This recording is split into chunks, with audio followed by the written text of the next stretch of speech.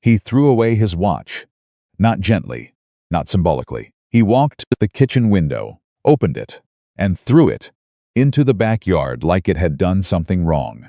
71 years old, retired for 8 months. And Walter had just realized something so disturbing, so quietly terrifying, that he couldn't sit still for another second. He wasn't dying. He wasn't sick. He wasn't in pain. He was disappearing. And nobody around him even noticed. This is where the story begins. Not with age, not with gray hair or stiff knees, or the number on a birthday cake. It begins with that feeling. That hollow, creeping, invisible feeling that sneaks into your life somewhere after the alarm clock stops mattering. That moment when the days stop having edges, when Monday feels like Thursday. When you open the refrigerator not because you're hungry, but because you genuinely don't know what else to do with your hands. Listen carefully to this, because most people never say it out loud. The scariest part of getting older isn't the body slowing down. It's the spirit going quiet. Walter sat down on his kitchen floor, yes, the floor, and stared at the ceiling. Around him, everything was fine. The house was paid off. His health was reasonable. His children called on weekends. By every measure that society uses to define a successful life, he had won. And yet something was missing. Something enormous. Something he couldn't name. He thought retirement would feel like freedom. Instead, it felt like a room with no doors. If you know that feeling, even a little, then stay with me, because what I'm about to share with you changed Walter's life. And, according to one of the greatest psychological minds of the 20th century, it might change yours too. Carl Jung spent decades studying what happens to human beings in the second half of life. Not the first half, with its ambitions and deadlines and races to climb. The second half, the quieter, deeper, more complicated half. And what he found was not what most people expect. He found that the second half of life is not supposed to be a slow fade. It is supposed to be a transformation, a becoming. A kind of inner adventure that the first half was simply too busy for. But here is what almost nobody talks about, and this is important. So listen very carefully. The people who age with light in their eyes, who seem younger at 70 than some people do at 50, who laugh easily and move through life with genuine curiosity, they are not lucky. They are not simply blessed with good genetics or easy circumstances. They made a choice, a quiet, daily, almost invisible choice. They chose to keep engaging with life, not performing life, not managing life, actually engaging with it, fully, curiously, even playfully. And the tool they used, the specific, practical, surprisingly simple tool, was this: hobbies. Not hobbies as time fillers. Not hobbies as something to mention at dinner parties. Hobbies as a lifeline. Hobbies as medicine. Hobbies as the difference between a person who is aging and a person who is growing. You have seen both kinds of people. You know exactly what I mean. Two neighbors, same street, same decade of life. One of them moves through their days like something is pulling them forward. The other moves like something is pulling them back. Same age, same gray hair, same number of years behind them. Completely different worlds inside. Eat I, bit dionay. But that difference rarely comes from what happened to them. It almost always comes from what they chose to do with their time, their attention, and their remaining energy. Walter didn't know any of this when he threw his watch out the window. He only knew that something had to change, that the version of himself sitting on that kitchen floor was not the full version, was not the real version. So he started asking a question that most people his age had stopped asking years before. Not, what should I do today? Not, what does my schedule say? But something older, something more honest, something almost childlike in its simplicity. What actually makes me feel alive? It took him weeks to answer, because here is the painful truth about spending decades focused on responsibilities, on career, on family, on doing what was expected. You can forget what you actually enjoy, not because you don't care, but because you never had the time to find out. Jung called this the great task of later life, becoming who you actually are, rather than who circumstance and expectation shaped you to be. He believed that somewhere inside every person, there are whole parts of the self that never got to grow, interests buried under obligation, curiosity silenced by practicality, play abandoned in the name of being serious. And retirement, that great empty space that so many people fear, is actually the first real invitation most of us ever receive to go looking for those buried parts. Hai Lung Ne Tut Ki, because this changes everything about how you think about the years ahead. The hobbies we will talk about in this video are not distractions.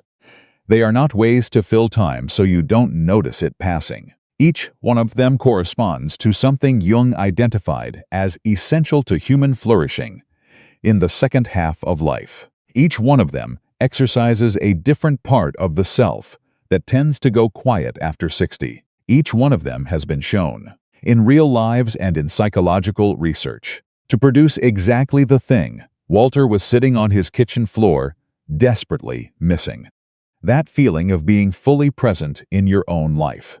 We are going to talk about 7 of them. Some will feel familiar. Some might surprise you. One of them is so simple, so available, so completely free that most people walk past it every single day without understanding what they are walking past. But first, I want you to sit with something for a moment. Think of the most alive person you know over the age of 60. Not the healthiest, not the wealthiest, the most alive. The one whose presence makes a room feel a little warmer. The one who asks genuine questions and actually listens to your answer. The one who still gets excited about things. Small things, strange things, new things. Now ask yourself, what do they do with their time? I would be willing to bet that somewhere in the answer to that question, you will find at least one of the 7 things we are about to discuss.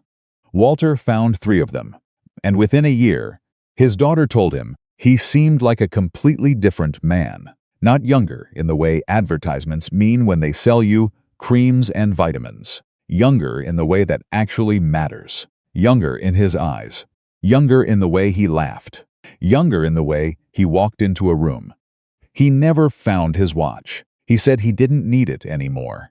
Here is the twist that might stay with you longer than anything else in this video. The 7 hobbies we are about to explore are not things you add to your life after 60. According to Jung, they are things most of us should have been doing all along.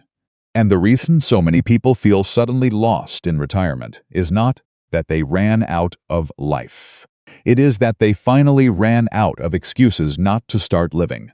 Before we continue, I want to ask you something simple. Where in the world are you watching this right now? Drop your city in the comments below. It always moves me to see how many different corners of the world are sitting with these same questions, feeling these same things, looking for these same answers. And if this kind of quiet, honest conversation speaks to something in you, consider subscribing to this channel. We do not rush here. We think slowly. We go deep. And there is much more ahead. Now, let us begin with the first hobby. And I promise you, it has absolutely nothing to do with exercise. Robert's fingers bled on a Tuesday. Not badly. Just enough. A thin red line across the tip of his index finger where the guitar string had pressed too hard, too long, against skin that had never done this before. He stared at it for a moment. 73 years old, bleeding from a hobby. His wife walked in, saw the blood, saw the guitar, saw the expression on his face, and asked him if he wanted to quit. He said no. She asked him why. He said, "Because this is the first time in 2 years something has hurt me in a way that wasn't loneliness." She didn't say anything after that. She just went back to the kitchen, and Robert picked the guitar back up. That is where we begin. Not with inspiration. Not with a clean, beautiful moment of someone discovering their passion. With a bleeding finger and a choice.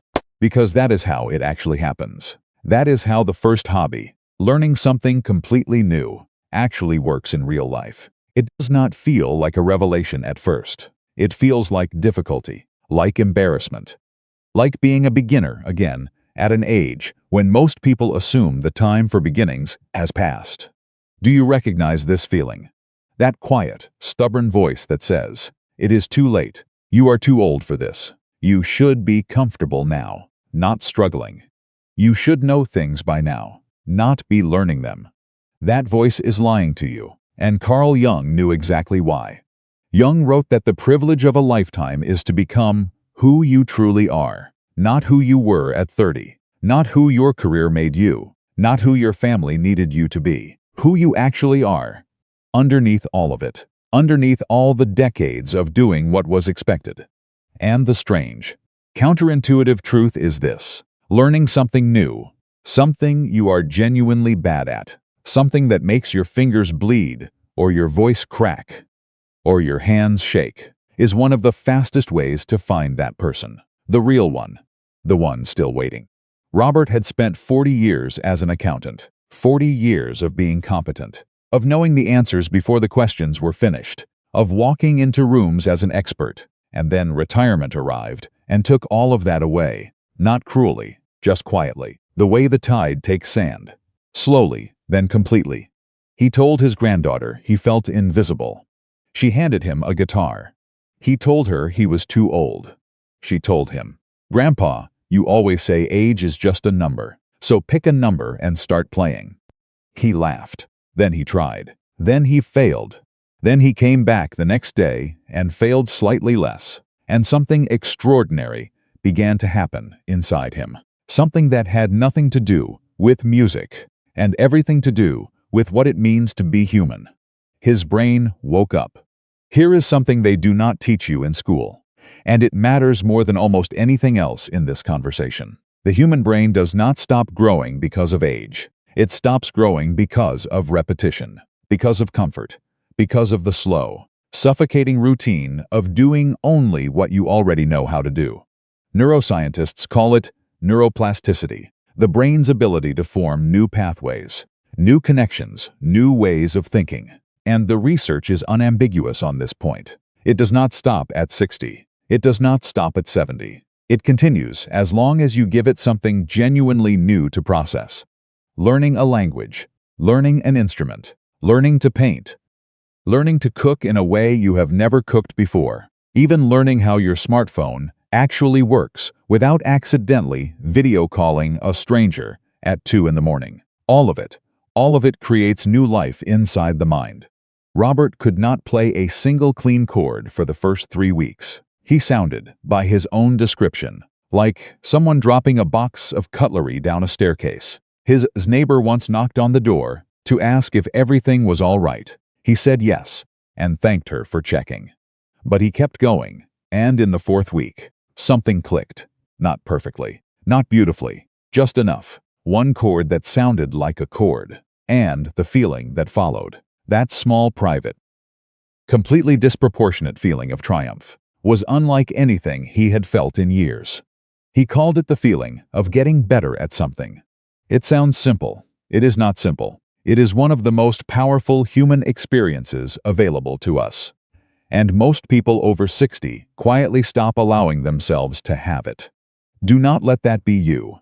Now, at this point, Robert's story might sound complete. Man learns guitar, feels better, plays music, everyone applauds. But here is where it becomes interesting, because what Robert discovered about himself through the guitar had almost nothing to do with music. It had to do with courage. Because here is what nobody tells you about learning something new after 60. The real obstacle is never the skill itself. It is the willingness to be seen as a beginner, to sit in a room or stand in a yard, or walk through a neighborhood, and let other people observe you, not knowing what you are doing, to be visibly, honestly, unashamedly new at something.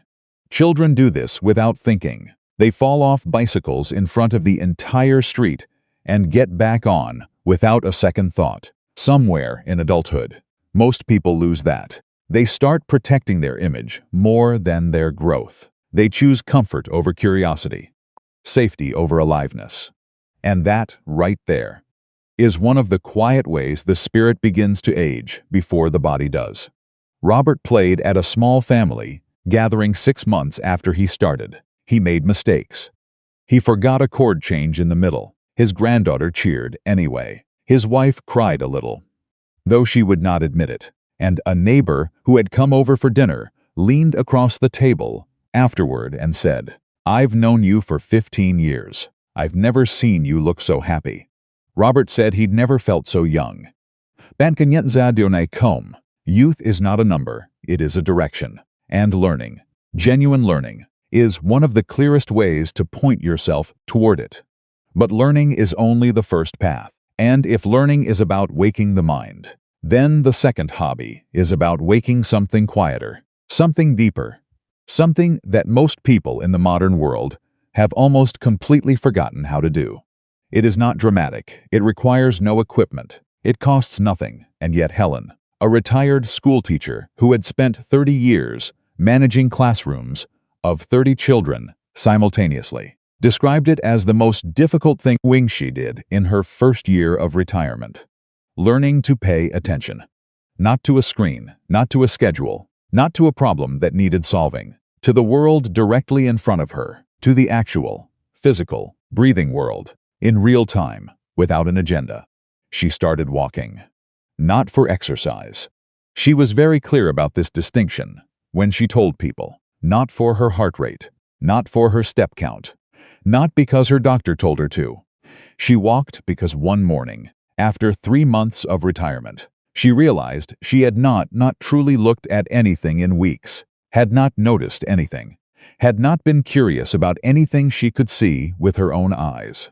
She walked out her front door, turned left instead of her usual right, and gave herself a single instruction: find one thing you have never noticed before. It took her 11 minutes to find it. A small blue door on a house she had driven past for 20 years. She had never seen it, had never registered it. It had always been there, and she had always looked straight through it. She stood in front of it for a long moment, wondering who lived there, wondering who painted it that particular shade of blue, wondering what was behind it. She went home and wrote it in a notebook. The next morning she went out again, found something else, a crack in a wall that looked, if you tilted your head just slightly, like the profile of a sleeping dog, wrote it down, came back the next morning, found something else. Within 2 weeks, her neighborhood had become interesting. Within a month, her life had become interesting. Not because anything changed, because her attention changed. And this is something they do not teach you in school. Something that takes most people decades of noise and rush to understand. The world does not become boring. We stop looking at it. And the moment you start looking again, truly looking, something in you becomes young again without even trying. Helen's daughter visited one afternoon and found her mother standing on the sidewalk, staring at a crack in the pavement with an expression of genuine fascination. Her daughter asked what she was doing. Helen said, "I'm watching an ant carry something 3 times its size across the Grand Canyon." Her daughter said, "Mom, that's a sidewalk." Helen said, "Not to the ant." Her daughter told me later that she drove home thinking about that for 40 minutes. Do you see what walking with purpose does? It does not change the world. It changes the lens, and a changed lens changes everything. The mood, the thoughts, the sense of possibility, the feeling of being alive to your own life rather than just present in it. Jung believed that most human suffering in later life came not from pain, but from disconnection. Disconnection from the present moment, disconnection from the small, real, physical world that surrounds us every single day while we stare past it into worry, into memory, into the future that hasn't happened yet. Walking is one of the oldest cures for this disconnection, not because of the movement, because of the attention the movement invites. Helen walked every morning for 3 years. She filled 4 notebooks. She knew the names of 6 neighbors she had never spoken to before. She discovered a bakery 2 streets away that had been there for 11 years. She watched a tree in the park go through 3 full cycles of seasons and felt something she described simply as gratitude. Not happiness, gratitude. There is a difference. Happiness depends on things going well. Gratitude only requires that you notice what is already there. And now, just as this begins to feel settled, just as the rhythm of walking and noticing and writing begins to feel like enough, something unexpected entered Helen's story, something that changed the practice entirely, something that added a dimension she had not anticipated and could not have planned for. One morning, a man she had never seen before stopped beside her on the sidewalk. He was also looking at something on the ground. Neither of them spoke for a moment. Then he said, "It looks like a sleeping dog, doesn't it?" He was looking at the same crack in the wall she had written about on her second morning. She stared at him. He looked at her. And then something began that neither of them expected. Something that would turn out to be the most important thing in both of their lives that year. And it had nothing to do with walking. His name was Thomas. He was 74 years old. He had been walking that same street every morning for 11 months. And he had been looking at that crack in the wall, the one that looked like a sleeping dog, since the very first week. He had never told anyone. Helen stared at him for a long moment. Then she said, "How long have you seen it?" He said, "Since November." She said, "I wrote about it in October." Neither of them spoke, and in that silence, something happened that neither of them could explain afterward. Not romantic, not dramatic, just real. The feeling of being genuinely seen by another human being, not for what you had accomplished, not for what you owned, not for the role you played in someone else's life, but for the exact, specific, private way you looked at the world. That feeling, that one. It is rarer than people admit.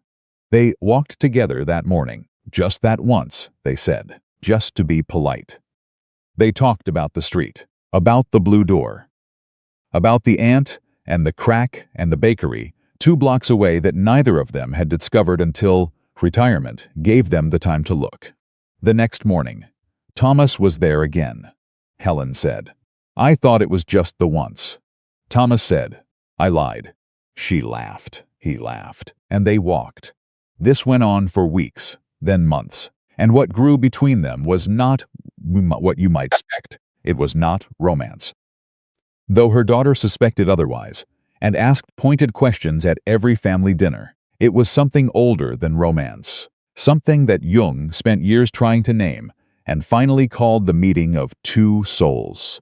Not 2 personalities, not 2 histories, but 2 people willing to be honest with each other in the way that most people are only willing to be honest with themselves in the dark. Thomas had lost his wife 4 years earlier. He did not talk about it often, but one morning, about 3 months into their walks, he stopped in the middle of the street and said something that changed that entire conversation they had been having. "For weeks," he said, "I used to think grief was about missing someone, but it's not. It's about forgetting who you were when they were alive, and not knowing how to be that person for anyone else." Helen did not respond immediately. She thought about it for a full block. Then she said, "Is that why you walk?" He said, "I walk because moving feels less like being stuck than standing still." She said, "And the crack in the wall," he said.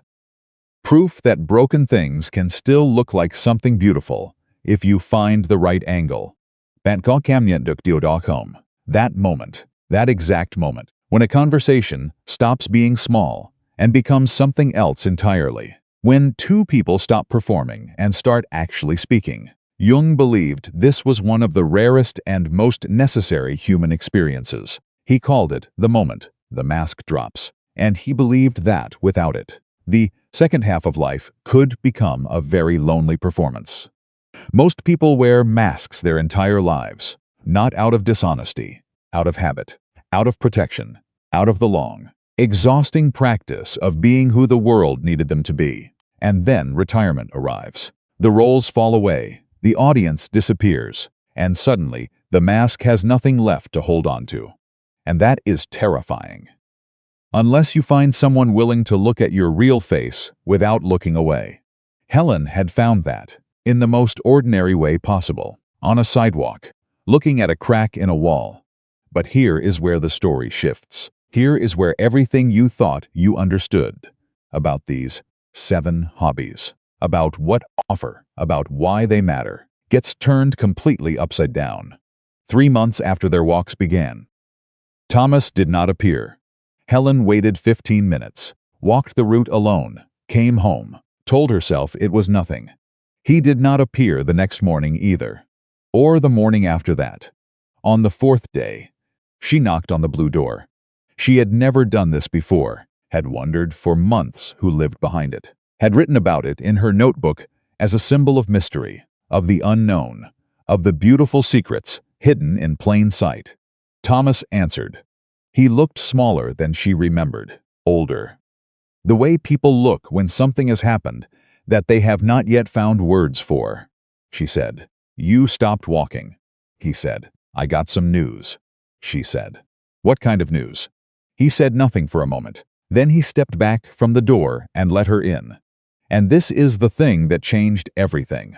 Thomas had been diagnosed 3 weeks earlier. Nothing immediately life-threatening. He was careful to say that. Careful to manage her reaction before she could have it, but serious. Yes. The kind of diagnosis that makes you sit down in a doctor's office and look at the wall and realize that the time you had been treating as infinite is not, has never been, will never be infinite. He had not told anyone, not his children, not his doctor's receptionist, no one, because saying it out loud made it real. And he had been living inside the 3 weeks before real, trying to stay there as long as possible. Helen sat down across from him in his kitchen. She looked at him for a long time. Then she said something that surprised even herself. She said, "Carl Jung wrote that we cannot change anything unless we accept it. And acceptance does not mean defeat. It means you finally stop fighting the wrong enemy." Thomas looked at her. She said, "You've been fighting the news, but the news already happened. The only thing left to fight for is the morning walk." He said nothing. She said, "I'm not going without you." And this, right here, is where the entire shape of these 7 hobbies reveals itself in a way that none of the stories before it quite managed. Because what Helen and Thomas had built together was not a walking routine. It was not a hobby in the small, comfortable sense of the word. It was meaning. It was the exact thing Jung said human beings cannot survive without in the second half of life. Not happiness, not comfort, not safety. Meaning. The walks meant something. The conversations meant something. The crack in the wall meant something. The blue door meant something. And because all of it meant something, waking up in the morning meant something. And because waking up meant something, the diagnosis, as heavy and real and frightening as it was, did not have the power to take everything. It could take certainty. It could not take purpose. Thomas went back to walking the following morning. He was slower. Helen adjusted her pace without mentioning it. They did not talk about the diagnosis that day. They talked about a bird they had not seen before, sitting on a fence post at the end of the street. Thomas said it looked confused. Helen said it looked like it was making a decision. Thomas said maybe those were the same thing. They walked for another 40 minutes. They found 3 new things. And then, on the way back, Thomas stopped in front of the blue door, his blue door. The door Helen had written about as a symbol of mystery on her second morning. And he said something quietly, almost to himself. He said, Jung also wrote something else. He said that the most terrifying thing is to accept oneself completely. Helen waited. He said, "I think I finally understand what he meant." She asked him what he meant.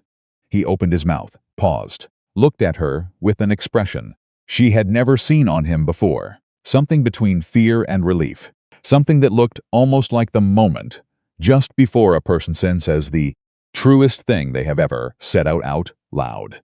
And then his phone rang. He looked at the screen. His face changed. He said, "It's my son." Helen said, "You told him." Thomas said, "No." A pause. "But he's calling from the hospital." Thomas's son was not sick. He had called from the hospital because he worked there, a surgeon, 3rd year. And he was calling because he had found, in his father's apartment during a visit the previous week, a notebook. A small, worn notebook filled with observations about streets and birds, and cracks in walls and blue doors, and a woman named Helen, who saw a sleeping dog where most people saw broken concrete. He had read all of it, and he was calling because he did not know his father could write like that, did not know his father noticed things like that, did not know, after 74 years of living beside this man, that his father had an interior world, this rich, this quiet, this alive. He said, "Dad, who are you?" Thomas stood on the sidewalk with the phone pressed to his ear, and tears running down his face that he did not bother to hide. Helen stood beside him and did not look away. He said, "I'm still figuring that out." His son said, "Can I help?" And that was the first lesson. Hai long ye tut ki, because this one arrives quietly and then stays forever. Thomas had spent 3 weeks alone with a diagnosis, believing that protecting the people he loved meant carrying the weight himself, believing that silence was the same as strength, that not burdening others was the same as not needing them. It was not strength. It was isolation dressed in the clothing of strength. Jung wrote that loneliness does not come from having no people around you, but from being unable to communicate the things that seem important to you. Thomas had people. He had a son who loved him, a daughter who called every Sunday, grandchildren who drew pictures for his refrigerator, but he had been speaking to all of them in the shallow language of fine and not too bad and getting along. The deep language, the true language, had been living only in a notebook that nobody was supposed to read, until somebody did. The first lesson is this: vulnerability is not weakness. It is the only door through which real connection ever enters. Helen walked home alone that afternoon. She left Thomas to his phone call, to his son's voice, to the long overdue conversation that the notebook had accidentally begun. She walked slowly. She thought about her own notebooks, 4 of them now, filled with the small, true details of a life she had almost stopped paying attention to. She thought about how close she had come to never starting, how close she had come to spending her retirement the way so many people do, waiting for something large and obvious and undeniable, to make life feel meaningful again, waiting for the grand gesture, the dramatic sign, the clear, unmistakable signal from the universe that it was safe to begin. It I biet dione. The signal never comes in the form people expect. It does not arrive as a revelation. It arrives as a Tuesday morning, as a left turn instead of a right, as a crack in a wall that looks, if you tilt your head, like a sleeping dog. Jung understood this.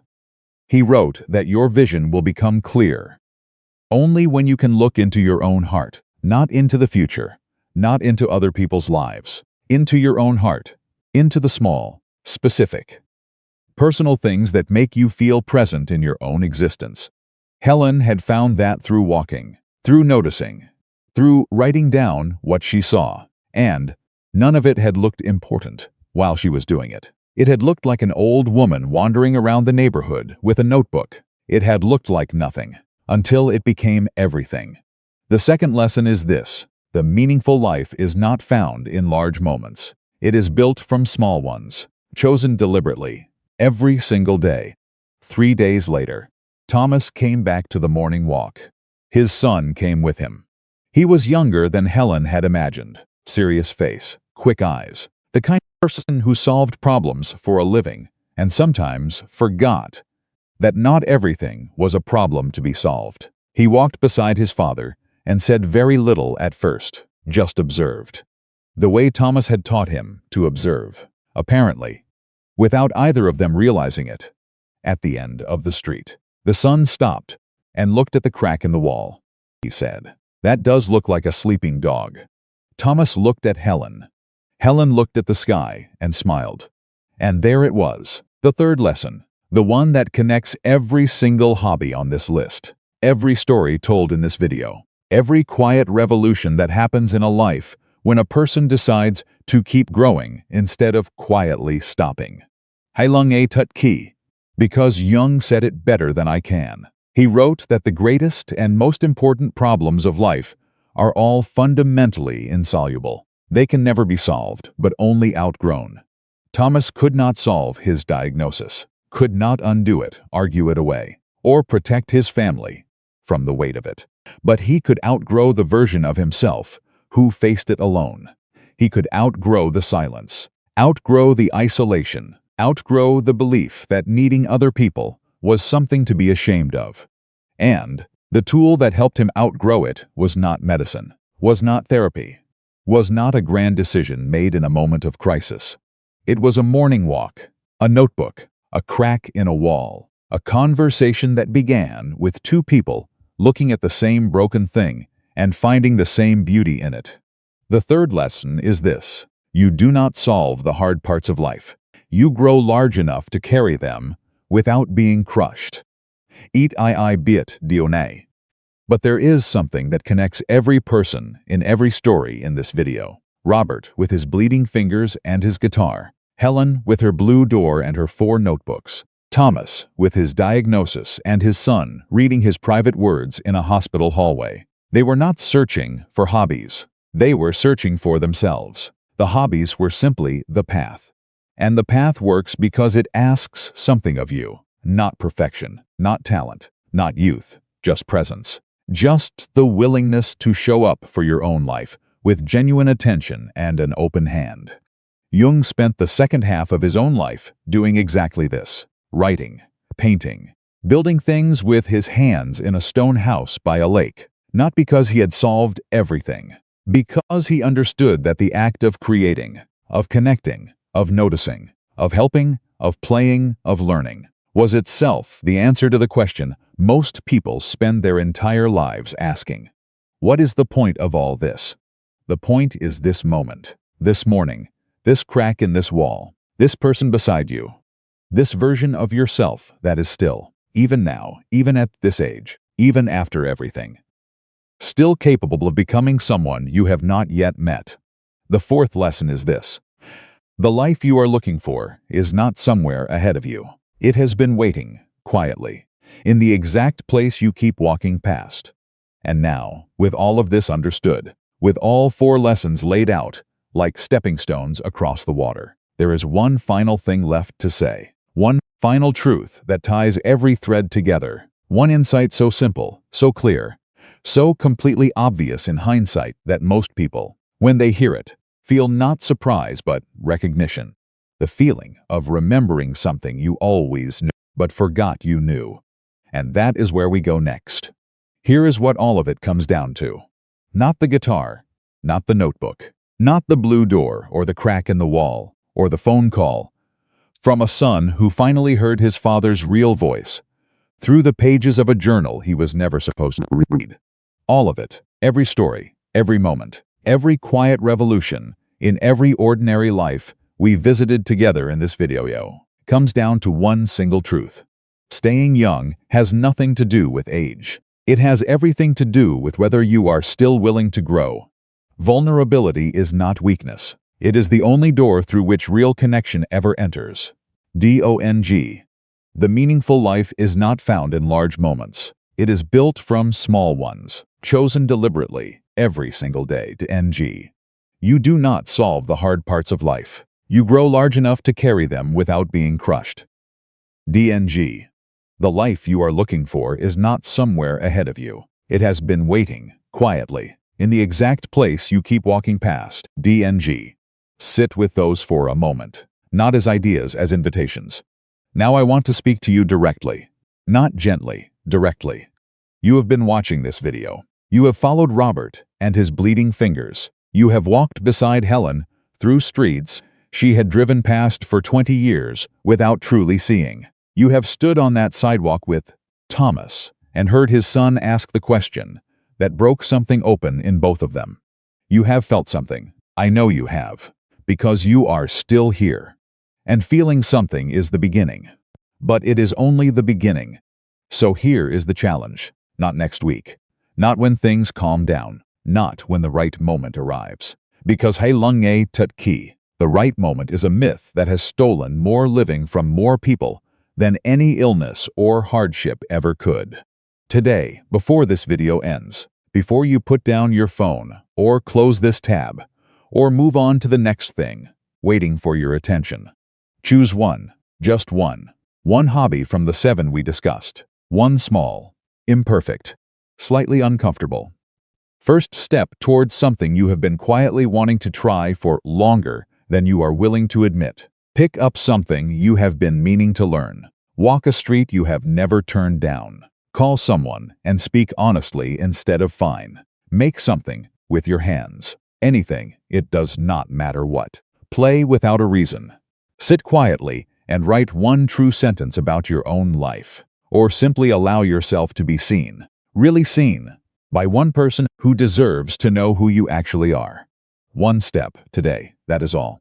Because Walter threw his watch out the window and found that time meant something different without it. Robert bled on a Tuesday and discovered that difficulty was not a sign to stop, but a sign that something real was happening. Helen turned left instead of right and found a whole world she had been walking past for years. Thomas let someone read his notebook and found that the son he thought he knew could become the son he actually needed.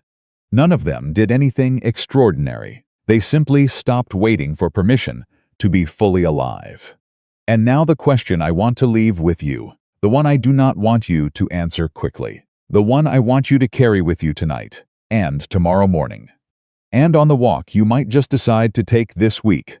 If the people who love you most found your notebook, the one you have never written but have been composing silently inside yourself for years, what would they discover about who you actually are? And more importantly, why are you waiting for someone else to find it, instead of handing it to them yourself? If something in this video moved you, if one story stayed with you, if one lesson landed somewhere deep and true, then please take 1 second and press like. It is a small thing, but it tells me that this kind of conversation matters. That slow, honest, human storytelling still has a place in a world moving very fast. Subscribe to this channel if you want more. We do not rush here. We do not chase trends. We simply sit with the things that matter and give them the time they deserve. And in the comments, I want to know this. Which lesson hit you hardest today? Was it vulnerability? The small moments, carrying what cannot be solved, or the life waiting in the place you keep walking past? Tell me, because your words matter, because your story might be exactly the thing someone else needs to read today to take their own first step. Thank you for being here. Thank you for staying until the end. And thank you for still being someone who believes that growing at any age is worth the effort. Now go take that walk.